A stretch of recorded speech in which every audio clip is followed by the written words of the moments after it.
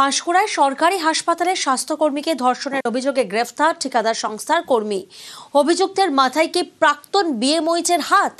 অভিযোগের তীর রাজ্যের প্রাক্তন মন্ত্রী সৌমেন মহাপাত্রের ছেলে বোধিসত্ত্ব মহাপাত্রের দিকে, আর ছেলের হয়ে অভিযোগ অস্বীকার প্রাক্তন মন্ত্রীর।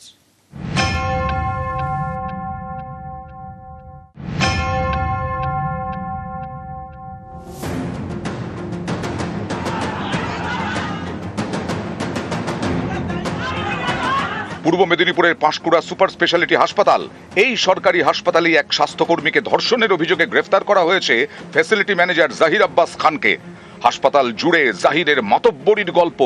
অভিযোগ, তার মাথায় হাত ছিল পাঁশকুড়া ব্লকের প্রাক্তন বিএমওইচ বোধিসত্ত্ব মহাপাত্র, যিনি কিনা রাজ্যের প্রাক্তন মন্ত্রী তথা তমলুকের তৃণমূল বিধায়ক সৌমেন মহাপাত্রর ছেলে।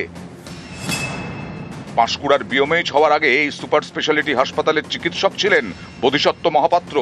হাসপাতালের পাশেই বিএমওইচ এর অফিস, সেই অফিসেও জাহিরের গাড়ি চলতো। তো 2018 সাল থেকে এই অভিযুক্ত জাহির আব্বাস নাকি নাম তার, সে কিন্তু অন্য অনেকের মাথায় হাত নিয়ে, যেখানে ডাক্তার বোধিসত্ত্ব মহাপাত্রর নাম নির্দিষ্টভাবে আসছে, তিনি বোধহয় সম্ভবত মন্ত্রীর পুত্র, তার মাথায় হাত রেখে মাত থাকায় এই ধরনের ঘটনা দিনের পর দিন ঘটছে এবং তারা বিভিন্ন রকমভাবে এই যে নির্যাতন সহ্য করতে বাধ্য হয়েছেন।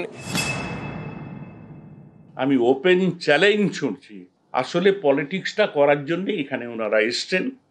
এর আগে আমার ছেলেকে ডিফেম করার জন্য আরজিকর কাণ্ডের সঙ্গে জুড়ে দিয়েছিলেন।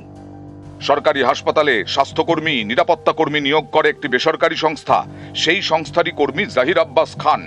জাহিরের গ্রেফতারির পর একে একে মুখ খুলতে শুরু করেছেন হাসপাতালের অন্য কর্মীরা। প্রকাশ্যে এসেছে এক কর্মীকে জাহিরের হুমকি ফোনের অডিও ক্লিপিংও। তুমি বলছিলে তো আমার নামে, তোমার বাঁক সিধা করবো আমি, আমার নাম জানি, ঠিক আছে? সময়ের অপেক্ষায় খুব বড় বড় ভাষণ মারছিলে, আমার বাবা মাকে ধরতে হলে গাল দিচ্ছেন, বাহ খুব ভালো। তুমি কেন? আমার বাবা মাননি যোগ্য, নখের যোগ্যও আপনি নয়। জাহিরের বিরুদ্ধে এর আগেও ধর্ষণের অভিযোগ উঠেছে, জেলেও যেতে হয়েছে তাকে। এমন ব্যক্তিকে কিভাবে হাসপাতালে নিয়োগ করা হলো তা নিয়ে প্রশ্ন তুলছেন অনেকে। নিউজ 18 বাংলা।